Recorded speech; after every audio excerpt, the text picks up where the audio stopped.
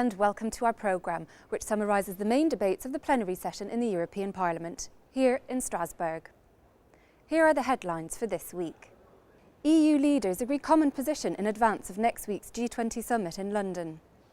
EPP-ED proposes new partnership agreement for EU-US relations. New regulation adopted for safer cosmetic products. Development Commissioner's visit to Cuba angers EPP-ED members.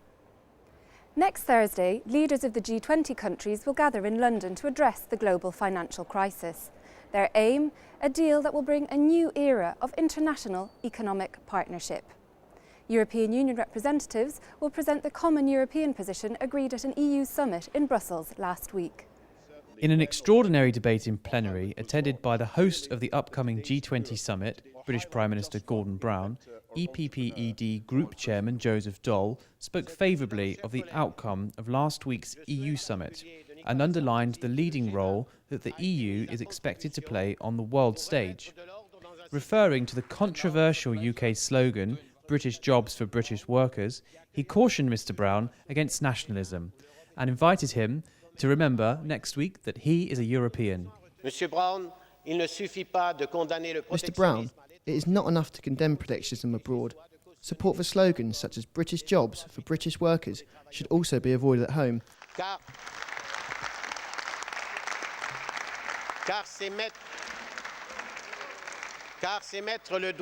This signals involvement in a dangerous cycle of economic nationalism. But I trust the Commission, guardian of the treaties, to ensure laws are respected and to guarantee a free and fair market for all our companies.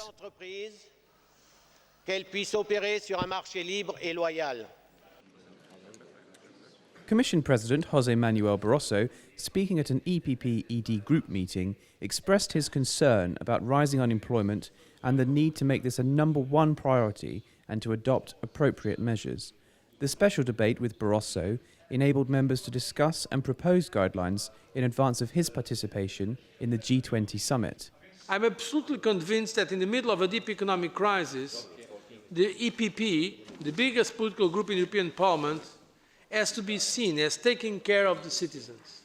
We have to make it clear that the measures we are taking are not just for the banks or for the financial system, they are for people, for real people, for jobs, concrete results. In this summit, we have agreed on the 5 billion euros.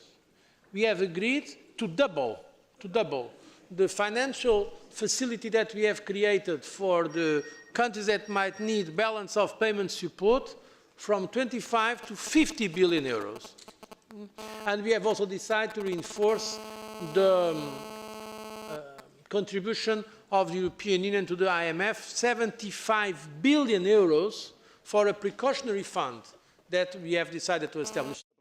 Daul spoke out against taking new measures to combat the crisis and called on the Council to speed up the adoption of directives on credit rating agencies, solvency and capital requirements instead.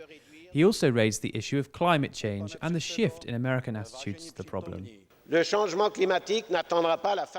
Climate change will not wait until the crisis is over.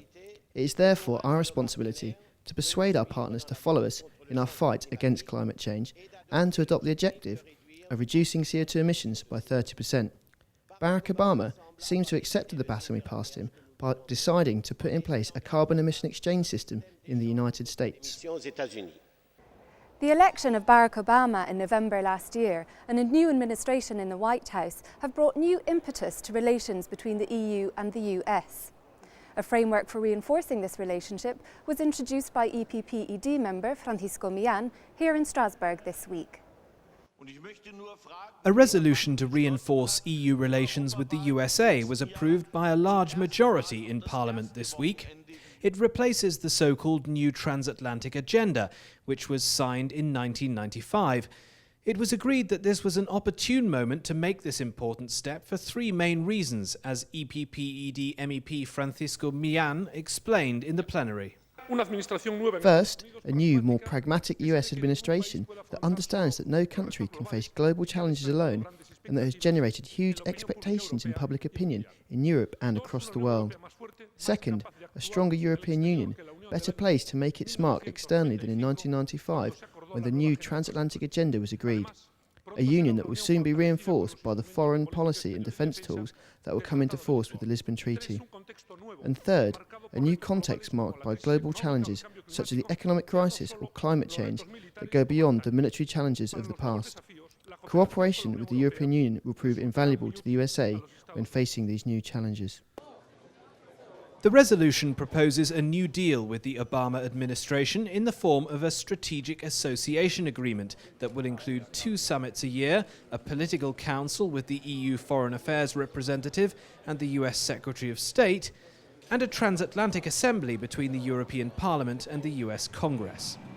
A new effort to integrate EU and US markets and a working agenda to tackle global issues should also be implemented by both partners. The new framework will benefit the entire international community. How much do we really know about some of the cosmetic products that we use every day, from our makeup to our toothpaste? A new regulation approved in Parliament this week aims to ease concerns about safety checks in the industry. The cosmetics industry is worth more than 60 billion euros to the European economy.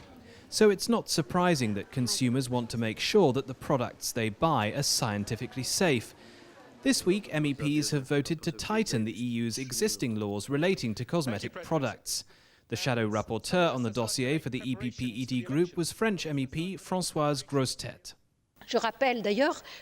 I remind you that the cosmetics industry in the EU leads the world in this sector, with more than 3,000 companies manufacturing cosmetics. It's a highly innovative industry worth 65 billion euros, which generates, directly or indirectly, more than 350,000 jobs. So it's important to be concerned about this industry. The updated legislation aims to remove uncertainties and inconsistencies by introducing a clear set of definitions and implementation measures. The legal form of the legislation has also been changed from a directive into a regulation so that implementation measures are made standard across the EU's 27 member states. This new regulation strengthens security and the responsibility of manufacturers to the market, while at the same time reducing bureaucracy. It enables better traceability of cosmetic products, identification of individuals responsible, and a dossier of information with a description of the product and the way in which it was made. The regulation was approved by a big majority thanks to the EPP-ED group's efforts to forge a compromise with other groups. A visit to Cuba last week by Louis Michel, European Commissioner for Development and Humanitarian Aid, was heavily criticised in Parliament this week. While in Cuba, the Commissioner refused to meet the so-called ladies in white, wives of democratic dissidents, many of whom are still held captive as political prisoners by the Cuban authorities. The ladies in white were awarded the European Parliament Sakharov Prize in 2005. The Commissioner also failed to raise the issue of the immediate release of the prisoners, as required by the European Council. I asked Spanish MEP José Ignacio Salafranca what he thought of the Commissioner's visit to the Caribbean island. Las conclusiones del Consejo de la Unión Europea de junio del año pasado establecieron claramente y pidieron una liberación. The conclusions of last year's June EU summit clearly requested the immediate and unconditional release of political prisoners. They requested, as in other conclusions prior to the Council meeting, an open dialogue with the island's democratic dissidents and with civil society. We have no knowledge of this dialogue taking place. We are not aware that Commissioner Louis Michel asked, as required by the Council position, for the immediate and unconditional release of the political prisoners, and we are not happy that he would not meet with the so-called ladies in white. Y no estamos satisfechos con el hecho de que no haya querido recibir a las damas de blanco. This programme was brought to you by the press service of the EPP-ED group, driving force in the European Union. For an extensive version of the report, log on to our website, epp-ed.eu. Thanks for watching and see you again soon.